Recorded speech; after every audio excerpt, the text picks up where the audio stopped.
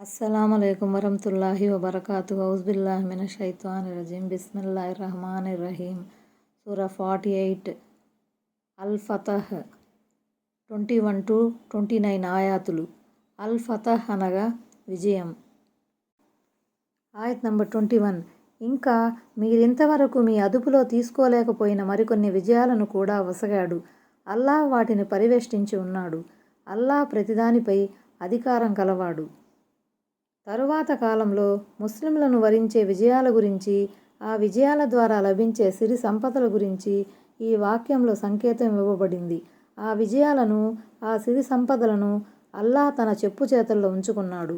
ఇప్పటి వరకు మీరింకా వాటిని అందుకోలేదు. ఆయన తాను తలచినప్పుడు మీకు స్వాధీనపరుస్తాడు. అందులో సందేహానికి తావే లేదు. ఎందుకంటే ఆయన సార్వభౌముడు, సమస్తాన్ని తన అదుపులో ఉంచుకున్నవాడు.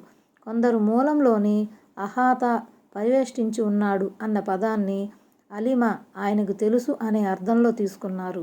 అంటే మున్ముందు మీరు ఏ ఏ ప్రాంతాలను జయించనున్నారో అల్లాహ్కు తెలుసు అని భావం. ఆయత్ నంబర్ 22. ఒకవేళ ఈ అవిశ్వాసులు మీతో యుద్ధానికి దిగినా వెన్నుచూపి పారిపోయి ఉండేవారు. మరి తమ కోసం ఏ సహాయకుణ్ణి, రక్షకుణ్ణి వారు పొంది ఉండేవారు కాదు.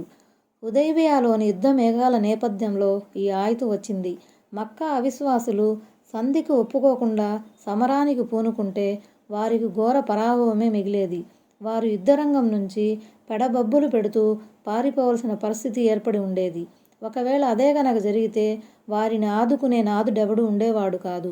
ఎందుకంటే ఆ కీలక తరుణమే గనుక అనివార్యమై ఉంటే మేము ముస్లింలకు అండగా నిలబడి ఉండేవాళ్ళం. మరి మా ముందర నిలదొక్కునే శక్తి ఎవరికుందని. ఆయత్ నంబర్ 23.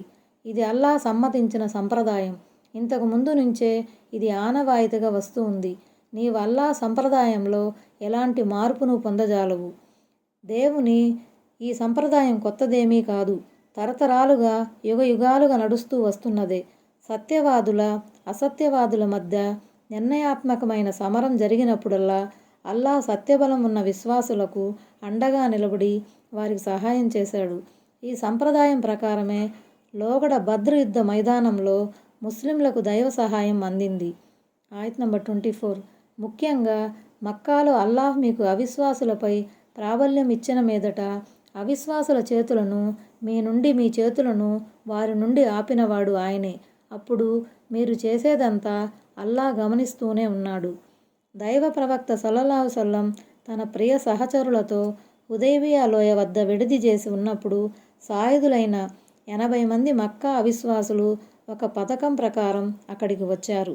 నెమ్మదిగా ముస్లింల శిబిరంలో జొరబడి అదను దొరకగానే అపకారం తలపెట్టాలన్నది వారి ఎత్తుగడ. ఈ సాయుధ దళం తన్యీం గుండా హుదైబియాలోనికి ప్రవేశించింది. ముస్లింలు ఈ కమాండోలను పసిగట్టి చాకచక్యంగా వారిని తమ అదుపులోకి తీసుకున్నారు. వాళ్ళందరినీ దైవ ప్రవక్త సల్లల్లాహు సల్లం సమక్షంలో హాజరుపరిచారు. కానీ దైవ ప్రవక్త సల్లల్లాహు సల్లం ఆ తరుణంలో ఎంతో నిగ్రహంతో వ్యవహరించారు. ఎందుకంటే యుద్ధానికి బదులు శాంతి ఒప్పందం వైపుకే దైవ ప్రవక్త మొగ్గు చూపారు. దొంగ దెబ్బ తీయటానికి ప్రయత్నించిన ఆ దుండగులకు ఏ శిక్ష విధించినా తప్పులేదు. కానీ ప్రవక్త మహనీయుల వారి ఆలోచన మరో విధంగా ఉంది. శాంతి ఒప్పందమే ముస్లింలకు శ్రేయస్కరమని ఆయనకు తెలుసు. అందుకే ఆయన సల్లల్లాహు సల్లం వాళ్ళందరినీ క్షమించి వదిలిపెట్టారు. బత్ను మక్కా అంటే హుదైబియా ప్రాంతం అన్నమాట. ఆయత్ నంబర్ 25. వారే తిరస్కార వైఖరిని అవలంబించినవారు, మిమ్మల్ని మస్జిదే హరాం నుండి ఆపినవారు, కుర్బానీ కొరకు ప్రత్యేకించబడిన పశువులను వాటి కుర్బానీ ప్రదేశానికి చేరకుండా అడ్డు తగిలినవారు. మక్కా నగరంలో నీకు తెలియని ముస్లిం పురుషులు మరెంతోమంది ముస్లిం స్త్రీలు లేకుండా ఉండినట్లయితే తెలియని స్థితిలో వారు మీ చేత త్రొక్కివేయబడతారన్న అనుమానం కూడా ఉన్నట్లయితే, వారి వల్ల నీపై అపవాదు వచ్చే ప్రమాదం లేకపోయినట్లయితే మీకు యుద్ధం చేసేందుకు అనుమతి ఇవ్వబడి ఉండేది. కానీ అలాంటి పరిస్థితి రానివ్వలేదు.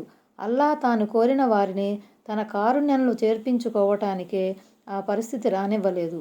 ఒకవేళ వారు, ఆ ముస్లింలు మక్కా నుండి గనక వేర్పడి వెళ్ళిపోయి ఉంటే మేము వారిలోని తిరస్కారులను బాధాకరమైన శిక్షకు గురిచేసి ఉండేవారము. అరబ్బీ మూలంలో హదీ అనే పదం వచ్చింది. హదీ అంటే హజ్ యాత్రికుడు లేక ఉమ్రా యాత్రికుడు తన వెంట తోలుకుపోయే కుర్బానీ పశువు. కుర్బానీ పశువు అక్కడ కూడా కొనవచ్చు. మహిల్లున్ అంటే పశువుల వధ్యశాల. అజ్ఞాన కాలంలో ఉమ్రా యాత్రికులు మరవా కొండ వద్ద పశువును కుర్బానీ ఇచ్చేవారు. హజ్ యాత్రికులేమో మీనాలో కుర్బానీ ఇచ్చేవారు. ఇస్లాం తరువాత మినా మరియు పవిత్ర క్షేత్రం హరం పరిధి లోపల ఎక్కడ కుర్బానీ ఇచ్చినా పర్వాలేదు. ఇంతకీ ఇక్కడ చెప్పబడిన విషయం ఏమిటంటే, ఈ దుర్మార్గులు మిమ్మల్ని కాబా గృహం నుండి అడ్డుకోవటమే కాకుండా మీ కుర్బానీ పశువులను కూడా కుర్బానీ స్థలం వరకు చేరకుండా నిరోధించారు. ఆ ముస్లింలు మక్కాలో నివసిస్తున్నారు. అవిశ్వాసుల బెడద మూలంగా వారు తమ విశ్వాసాన్ని తమ గుండెల్లోనే దాచుకొని మంచి రోజుల కోసం ఎదురు చూస్తున్నారు. వాళ్ళ గురించి మీకు తెలీదు. అవిశ్వాసులతో యుద్ధమే గనక జరిగి ఉంటే ఈ ముస్లింలకు కూడా ప్రాణ నష్టం జరిగి ఉండేది. అదే గనక జరిగి ఉంటే చేతులారా మీరు మీ శిబిరానికి కీడు కలిగించుండేవారు. అవిశ్వాసులు ఈ ఉదంతాన్ని ఆసరాగా తీసుకొని మిమ్మల్ని దెప్పి పొడిచేవారు. అకారణంగా అమాయకులను చంపినందుకు పరిహారం ఇవ్వవలసి వచ్చేది. మరోవైపు ముస్లింలు తమ సహోదరులనే చంపేస్తారన్న విరోధుల నిందలను సహించవలసి వచ్చేది.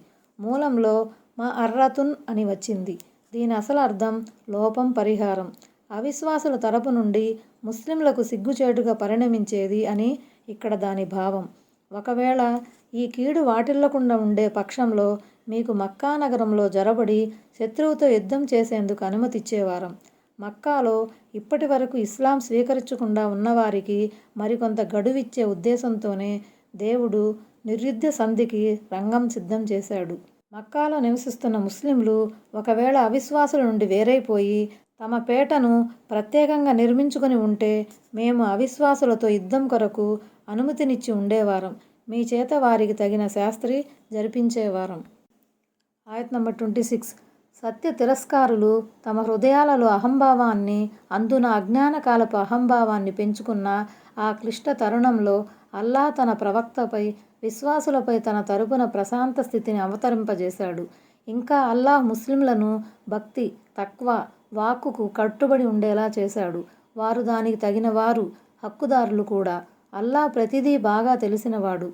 ఆ గడ్డు సమయాన్ని మీరు ఓసారి నెమరు వేసుకోండి. ముస్లింలను ఉమ్రా కోసం మక్కా నగరంలో ప్రవేశించకుండా నిరోధించాలన్న అవిశ్వాసుల నిర్ణయం మూర్ఖత్వం తప్ప మరేమీ కాదు. విజ్ఞత, వివేచన ఉన్నవారైతే ఆ విధంగా ప్రవర్తించేవారు కారు. అజ్ఞానంతో వాళ్ళు ఈ విధంగా అన్నారు. వాళ్ళు ముస్లింలు మా బిడ్డలను, పితామహులను చంపారు. లాత్, ఉజ్జా దేవతల సాక్షిగా మేమెన్నటికీ వాళ్లను మక్కాలో అడుగుపెట్టనివ్వము. అంటే వాళ్ళు ఈ వ్యవహారాన్ని తమ పరువు ప్రతిష్టలతో ముడిపడినదిగా భావించారే తప్ప దైవదాసులను దైవగృహం నుండి ఆపకూడదని మాత్రం ఆలోచించలేదు. అందుకే వాళ్ళ ఈ చర్యను అజ్ఞానకాలపు అహంభావంగా అభివర్ణించడం జరిగింది. కురైషుల ఈ అనుచిత వైఖరి మూలంగా అటు ముస్లిం శిబిరంలో ఆవేశాలు కట్టలు త్రెంచుకునే ప్రమాదం లేకపోలేదు. వాళ్ళు కూడా దీన్ని తమ పరువు ప్రతిష్టల సమస్యగా తీసుకునే అవకాశం ఉంది. అదే గనక జరిగితే యుద్ధం అనివార్యమవుతుంది. మరి ఆ యుద్ధం ముస్లింల పాలిట కూడా హానికరంగా పరిణమించేది. అందుకే అల్లాహ్ ఆ కీలక తరుణంలో ముస్లింల హృదయాలలో నెమ్మదిని నూరిపోశాడు. వారి మనసులను కుదుటపరిచాడు. నిగ్రహంతో, సంయమనంతో మసలుకనే సద్బుద్ధిని వారికి అనుగ్రహించాడు. వారు తమ ప్రవక్త సల్లల్లాహు సల్లం ఆదేశానుసారం మక్కా పొలిమేరల్లోనే ఆగిపోయారు. ఆగ్రహావేశాలతో నగరం లోపలికి జొరబడలేదు. సంధి కుదుర్చుకునే సమయంలో కురైషులు వ్యవహరించిన తీరునే అజ్ఞాన కాలపు అహంభావంగా పేర్కొనటం జరిగిందని మరికొందరు అభిప్రాయపడ్డారు. ఒకవైపు వాళ్ల ధోరణి ఈ విధంగా ఉంటే మరోవైపు సంధి షరతులు కూడా పైకి సహించరానివిగా ఉన్నాయి. కానీ పరిణామం రీత్యా ఆ సంధి ఇస్లాం మరియు ముస్లింల పాలిట వరప్రదాయినయ్యింది. అందుకే అల్లాహ్ ముస్లింలకు ఆ సందర్భంలో అసాధారణమైన ఓరిమిని ప్రసాదించి ఏమాత్రం ఆమోదయోగ్యంగా లేని ఆ సంధిని ఆమోదించగలిగేలా చేశాడు. ఆ సంధి గురించి క్లుప్తంగా చెప్పుకోవాలంటే మక్కా నుండి కురైషు రాయబారులు తెచ్చిన ప్రతిపాదనలను మహాప్రవక్త సల్లల్లాహు సల్లం ఒప్పుకున్నారు. వాటి ప్రకారం ముస్లింలు ఆ సంవత్సరం ఉమ్రా కోసం మక్కా వెళ్లకుండా అక్కడి నుండే తిరిగి వెళ్ళిపోవాలి. ఒప్పందాన్ని లిఖించమని మహాప్రవక్త సల్లల్లాహు సల్లం హజరత్ అలీ రజియల్లాహు అన్హుని పురమాయించారు. దైవ ప్రవక్త ఆదేశానుసారం హజరత్ అలీ రజియల్లాహు అన్హు దస్తావేజు వ్రాయటానికి ఉపక్రమించారు. బిస్మిల్లాహిర్రహ్మానిర్రహీం, అనంత కరుణామయుడు అపార కృపాశీలుడైన అల్లాహ్ పేరుతో ప్రారంభిస్తున్నాను అని మొదట వ్రాశారు. దానిపై వాళ్ళు అభ్యంతరం చెబుతూ, ఈ రెహమాన్ ఎవరో రహీం ఎవరో మాకు తెలీదు. మా దగ్గర ఆనవాయితీగా వస్తున్న బిస్మిక్ అల్లాహుమ్మా, ఓ అల్లాహ్ నీ పేరుతో అని మాత్రమే వ్రాయండి అన్నారు. అందువల్ల మహాప్రవక్త సల్లల్లాహు సల్లం వాళ్ళు చెప్పినట్లే వ్రాయించారు. ఆ తర్వాత ఆయన సల్లల్లాహు సల్లం దైవ ప్రవక్త అగు మొహమ్మద్ సల్లల్లాహు సల్లం మక్కా వాసులతో చేసుకున్న ఈ ఒప్పందం ప్రకారం అని వ్రాయించారు. దానిపై ఖురైషు ప్రతినిధులు తీవ్ర అభ్యంతరం లేవనెత్తారు. మీకు మాకు మధ్య ఉన్న తగవుకు మూలం అసలు దైవ ప్రవక్త పదవే కదా. మిమ్మల్ని దైవ ప్రవక్తగా మేము అంగీకరించినట్లయితే ఈ గొడవంతా ఎందుకు? మీతో యుద్ధాలెందుకు? మక్కాలోకి రాకుండా మిమ్మల్ని ఆపటమెందుకు? దైవ ప్రవక్తయగు మొహమ్మద్ బదులు అబ్దుల్లా కుమారుడగు మొహమ్మద్ అని వ్రాయండి అని అన్నారు. మహాప్రవక్త సల్లల్లాహు సల్లం దీనికి కూడా ఒప్పుకుంటూ వారు చెబుతున్నట్లే వ్రాయమని హజరత్ అలీ రజియల్లాహు అన్హుని సూచించారు. నిశ్చయంగా ఇది ముస్లింలను రెచ్చగొట్టే విషయమే. అల్లాహే గనుక వారి హృదయాలకు నెమ్మదిని ఇచ్చి ఉండకపోతే వారి విషయాన్ని సహించలేకపోయేవారు. దైవ ప్రవక్త మొహమ్మద్ అనే పదాలను తన స్వహస్తాలతో కొట్టివేయటానికి హజరత్ అలీ నిరాకరించారు. సరే, ఆ పదాలెక్కడ ఉన్నాయో చూపించు అని మహాప్రవక్త సల్లల్లాహు సల్లం అడిగారు. హజరత్ అలీ ఆ పదాలను చూపించగా మహాప్రవక్త సల్లల్లాహు సల్లం తన స్వహస్తంతో వాటిని కొట్టివేసి వాటికి బదులు అబ్దుల్లా కుమారుడగు మొహమ్మద్ అని వ్రాయించారు. ఆ తరువాత ఆ ఒడంబడికలో 3 ముఖ్య షరతులు లిఖించబడ్డాయి. 1. మక్కా నుండి ఏ ముస్లిం మీ వద్దకు వచ్చినా అతన్ని మీరు మాకు అప్పగించాలి. 2. మీ వద్ద నుండి ఏ ముస్లిం మక్కాకు వచ్చినా అతన్ని మేము అప్పగించబోము. 3. ముస్లింలలో వచ్చే సంవత్సరం మక్కాకు రావచ్చు, కానీ 3 రోజుల కన్నా ఎక్కువ ఉండకూడదు. ఈ సందర్భంగా వారు ఆయుధాలు తీసుకురాకూడదు. ఈ సంవత్సరం ఉభయ వర్గాల మధ్య యుద్ధం జరగకూడదు. తెగలలో తాము కోరిన వారు ముస్లింల శిబిరంలోకి కానీ ఖురైషుల పక్షాన కానీ పోవచ్చు అనే అంశాలు కూడా అందులో లిఖించబడ్డాయి. ఇక్కడ భక్తి వాక్కు అంటే లా ఇలాహ ఇల్లల్లాహు ముహమ్మదుర్ రసూలుల్లాహ్ అనే సద్వచనం కావచ్చు, లేక ముస్లింలు హుదైబియాలో ప్రదర్శించిన సహనం, హుందాతనం కావచ్చు, లేక దైవభక్తి మూలంగా చేసిన ప్రమాణాన్ని నెరవేర్చటం, దాని మీద స్థిరంగా నిలబడటం కూడా కావచ్చు. ఆయత్ నంబర్ 27. నిశ్చయంగా అల్లాహ్ తన ప్రవక్తకు సత్యంతో కూడుకున్న స్వప్నాన్ని చూపించాడు. అల్లాహ్ తలిస్తే మీరు తప్పకుండా మస్జిదే హరాంలో సురక్షితంగా ప్రవేశిస్తారు. శిరోముండనం చేయించుకుంటారు. తల వెంట్రుకలను కత్తిరించుకుంటారు. మీకే భయము ఉండదు. మీకు తెలియని విషయాలు ఆయనకు తెలుసు. మరి దానికి ముందే ఆయన ఓ శీఘ్ర విజయాన్ని కూడా మీకు అనుగ్రహించాడు. దైవ ప్రవక్త సల్లల్లాహు సల్లం తన సహచరులతో కలిసి కాబా గృహం వద్దకు చేరుకొని ఉమ్రా చేసినట్లు హుదైబియా సంఘటనకు ముందు కలగన్నారు. దైవ ప్రవక్తకు కల వచ్చిందంటే అది దాదాపు వహీ, దైవవాణి వంటిదే. అయితే ఈ స్వప్నం ఏ సంవత్సరంలో సాకారమవుతుందో చెప్పబడలేదు. కానీ ఈ కలను మహాప్రవక్త మహాభాగ్యంగా తలపోసి వెంటనే ఉమ్రా కోసం ముస్లింలతో బయలుదేరారు. ఎట్టకేలకు హుదైబియా ఒప్పందం జరిగింది. అయితే ఒప్పందం ప్రకారం వచ్చే సంవత్సరం ప్రశాంత వాతావరణంలో ముస్లింలు ఉమ్రా చేశారు. ఆ విధంగా అల్లాహ్ తన ప్రవక్తకు చూపిన స్వప్నాన్ని నిజం చేశాడు. అంటే మొదటి సంవత్సరమే గనక హుదైబియా సంధి కుదరకపోతే యుద్ధం అనివార్యమయ్యేది. యుద్ధమే గనక జరిగి ఉంటే మక్కాలో నివసించే బలహీన ముస్లింలకు తీరని నష్టం జరిగి ఉండేది. కాబట్టి హుదైబియా ఒడంబడికలోని శుభాలేమిటి అల్లాహ్కు మాత్రమే తెలుసు, మీకు తెలియదు. శీఘ్ర విజయం అన్నదానిలో ఖైబర్ విజయం, మక్కా విజయంతో పాటు శాంతి ఒడంబడిక ఫలితంగా తండోపతండాలుగా ప్రజలు ఇస్లాంలో చేరటం కూడా ఇమిడి ఉంది. ఇది కూడా విజయానికి ఓ ప్రబల తార్కాణమే. హుదైబియా ఒప్పందం నాటికి ముస్లిం సహచరుల సంఖ్య 1000. ఆ తరువాత కేవలం 2 సంవత్సరాలకే ముస్లింలు విజేతలుగా మక్కా నగరంలో ప్రవేశించినప్పుడు వారు 10,000 మంది దాకా ఉన్నారు. ఆయత్ నంబర్ 28. తన ప్రవక్తకు మార్గదర్శకత్వాన్ని, సత్యధర్మాన్ని ఇచ్చి దాన్ని ఇతర ధర్మాలన్నింటిపై పైచేయిగా ఉండేలా చేయటానికి పంపినవాడు ఆయనే. సాక్షిగా అల్లాహే చాలు. రుజువులు, ఆధారాల రీత్యా ఇతర ధర్మాలపై ఇస్లాంకు గల ఆధిక్యత విషయంలో సందేహమే లేదు. అలాగే ప్రాపంచికంగా, సైనిక పరంగా కూడా ఇస్లాంకు ఆధిపత్యం ఉంటుంది. ఇంకో విషయం ఏమిటంటే ఇస్లాంకు లభించే ఈ ఆధిపత్యం తాత్కాలికమైనది కాదు. అది సర్వకాల సర్వావస్థలకు వర్తిస్తుంది.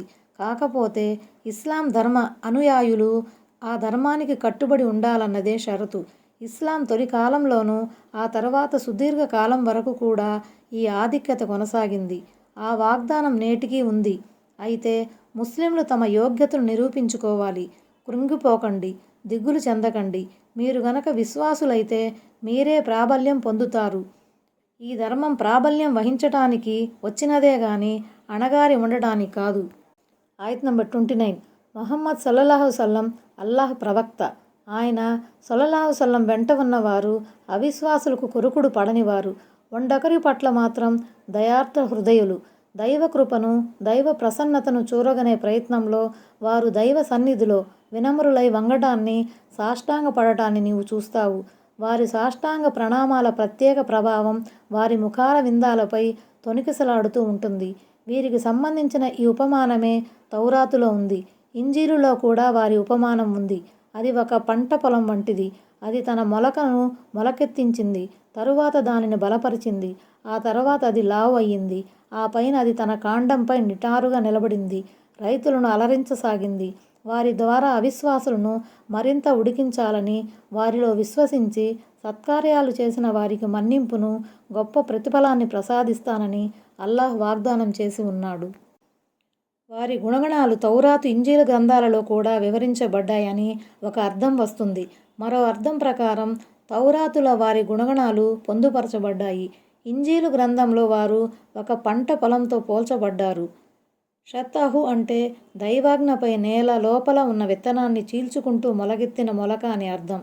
ఇక్కడ మహాప్రవక్త సల్లల్లాహు సల్లం ప్రియసహచరుల ఉదాహరణ ఇవ్వబడింది.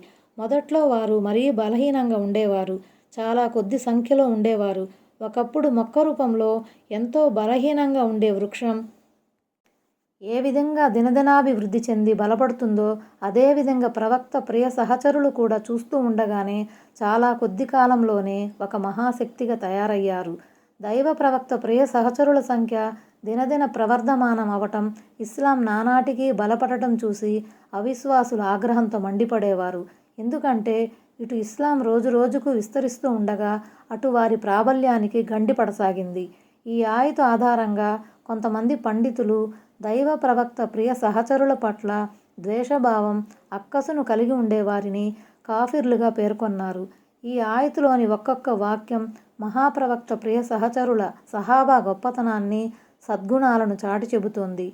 వారు చేసిన అనన్య సామాన్యమైన త్యాగాలకు గాను అల్లాహ్ వారికి మన్నింపుల, స్వర్గ సుఖాల వాగ్దానం చేశాడు. దేవుడు సహాబా గురించి ఈ విధంగా వాగ్దానం చేసిన తర్వాత వారి విశ్వాసాన్ని, చిత్తశుద్ధిని శంకించే, విమర్శించే హక్కు ఎవరికీ లేదు. అలా శంకించే వారి విశ్వాసమే సందేహాస్పదం అయిపోతుంది. అస్సలాము అలైకుం వరహ్మతుల్లాహి వబరకాతుహు.